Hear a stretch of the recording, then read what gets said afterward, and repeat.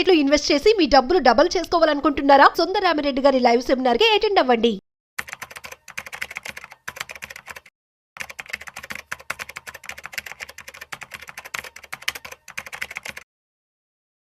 Hello నమస్తే, welcome to Suman TV. ప్రస్తుతం మనతో పాటు మ్యూచువల్ ఫండ్స్ డిస్ట్రిబ్యూటర్ శ్రీనివాస్ గారు ఉన్నారు.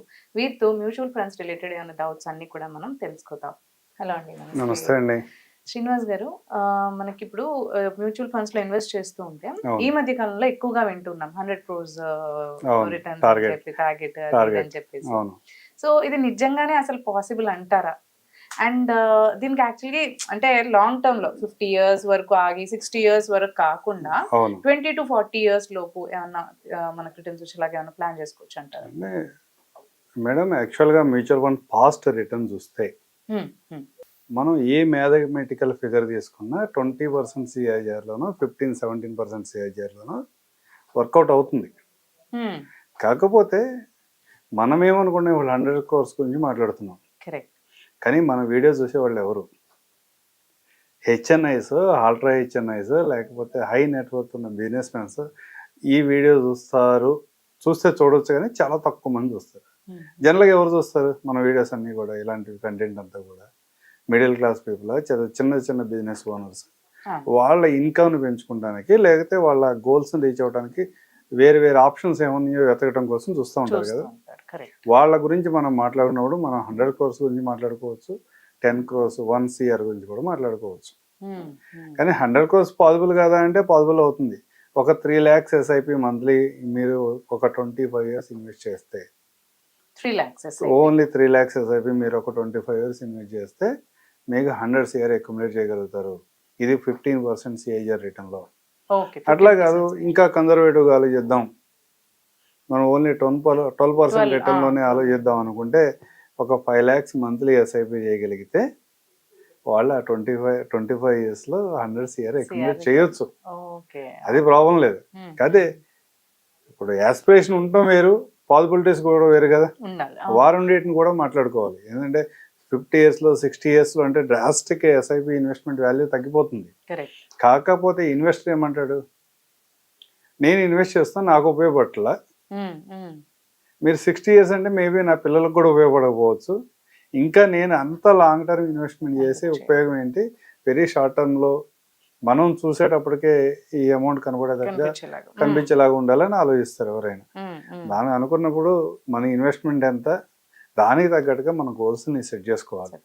ఏదో మనం ఒక 20,000 రూపాయలు 30,000 రూపాయలు మనం SIP చేయగలిగే స్థాయిలో ఉండి 100 కోట్లు కావాలంటే, అంటే వినడానికి బాగుండొచ్చు కానీ దానికి ఉండే వేస్ కూడా చాలా తక్కువ ఉంటాయి కదా. అట్లా కాకుండా ఒక 30,000 రూపాయలు SIP చేయండి. నెక్స్ట్ 25 years మీరు ఆ అమౌంట్ని కాన్స్టెంట్గా ఎలాంటి కండిషన్ కూడా విత్డ్రా చేయకుండా అట్లా ఉంచండి. మీకు 100% ఒక 10 CR అక్యుములేట్ చేయగలుగుతారు. ఇది యాక్చువల్గా ఏం జరిగింది, ఇదంతా నిజమా అంటే ఏది మాట్లాడుకున్నా పర్సంటేజ్ వైజ్ కింద మాట్లాడుతున్నాం. అక్కడ 3 CR ఇన్వెస్ట్ చేయమంటున్నాం, ఇక్కడ 30,000 ఇన్వెస్ట్మెంట్ చేయమంటున్నాం.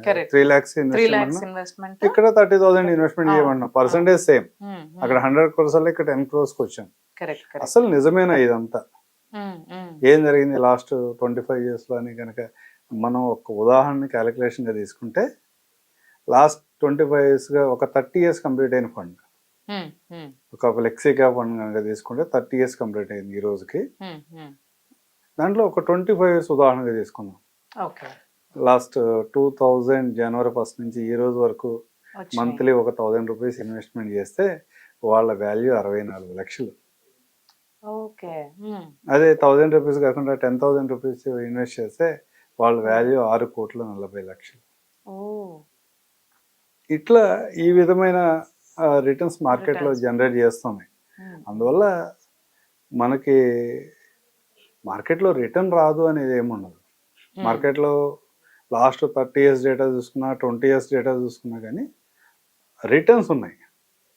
కానీ ఎంతమంది ఆ రిటర్న్స్ని తీసుకున్నారు అనేది అది క్వశ్చన్ మార్క్. నేను అంటే చాలా రకాలైన ఎమోషన్స్ ఉంటాయి. వాళ్ళు ఉన్న పరిస్థితుల్లో వాళ్ళ అవసరాలు బట్టి కానీ మార్కెట్ సిచ్యువేషన్ బట్టి కానీ రకరకాల పరిస్థితుల్లో చాలామంది మార్కెట్ నుంచి బయటకు వచ్చిన సందర్భాలు ఉన్నాయి. అందుకని మార్కెట్ రిటర్న్ జనరేట్ చేసింది కానీ ఇన్వెస్టర్ ఆ విధమైన రిటర్న్స్ అయితే చాలా తక్కువ మందే తీసుకున్నారు. కరెక్ట్. ఇప్పుడు మ్యూచువల్ ఫండ్స్ ఇన్వెస్ట్మెంట్ లో మనకి ఏది బెటర్ అంటారు యాక్చువల్లీ ఇన్వెస్ట్ చేసేటప్పుడు? అంటే రియల్ ఎస్టేట్ కూడా కంపేర్ చేస్తారు, రియల్ ఎస్టేట్ కూడా బాగుంటుంది అని అంటున్నారు. ఏది బెటర్ అంటారు? అంటే మంచి ఇన్వెస్ట్మెంట్ మనం ఎందులో చూడొచ్చు అసలు? అంటే రెండు రకాలైన ఇన్వెస్ట్మెంట్స్ ఇండియాలో ట్రెడిషనల్ ఇన్వెస్ట్మెంట్స్ గా ఒక రకంగా గోల్డ్ ప్లస్ రెండోది రియల్ ఎస్టేట్. ఈ రెండు ఇన్వెస్ట్మెంట్స్ లో ఎక్కువ ఇన్వెస్ట్మెంట్ చేసేవాళ్ళు రీసెంట్ గా మ్యూచువల్ ఫండ్స్ లో కూడా ఎక్కువ మంది చేస్తున్నారు. ఈ రెండింటిని అంటే real estate versus mutual fund కనుక కంపేర్ చేసుకుంటే ఏదైనా ఒక స్కీమ్ని 25 years 30 years కంప్లీట్ అయిన స్కీమ్స్ని కనుక బెంచ్ మార్క్గా తీసుకుని మనం మాట్లాడితే పర్టికులర్గా లాస్ట్ 20-25 yearsలో హైదరాబాద్లో రియల్ ఎస్టేట్ విపరీతంగా పెరిగిందా. మిగతా సిటీస్లో పూణే కానీ బెంగళూరు కానీ చెన్నై కానీ లేదా అర్బన్లోకి వెళ్ళినా కానీ మనకు అంత రిటర్న్స్ లేవు, హైదరాబాద్లో ఉన్న రిటర్న్స్ లేవు. కానీ ఒక 30 years బ్యాక్ ఒక 4 లక్షల రూపాయలు 5 లక్షల రూపాయలు ఎవరైనా ఒక అపార్ట్మెంట్లో ఇన్వెస్ట్ చేసి ఉంటే ఈరోజు అపార్ట్మెంట్ సెల్ చేస్తే వాళ్ళకి వచ్చిన వాల్యూ దగ్గర అంతా కలిపితే 2 కోట్లు వచ్చింది. కరెక్ట్. వాళ్ళకి ఇంట్రెస్ట్ల రెంటల్ ఈల్డ్ వచ్చిందా, రెంటల్ ఈల్డ్ వేరే చోట ఆల్టర్నేట్ ఇన్వెస్ట్మెంట్ చేసామా, ఇవన్నీ క్యాలిక్యులేట్ చేసుకుంటే కానీ వాళ్ళకి 2 కోట్ల రూపాయలు వచ్చింది. ఈ 2 కోట్ల రూపాయలకు కూడా అతను కొంత ఎక్స్పెన్సెస్ కూడా ఉండుంటాయి.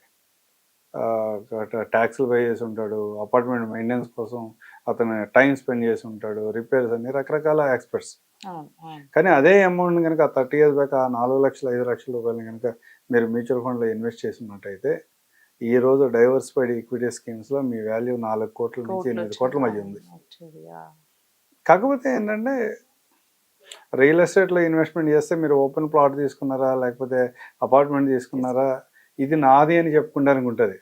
మ్యూచువల్ ఫండ్ మీ అకౌంట్లో ఉన్నది ఎవరికి చూపించరు కదా.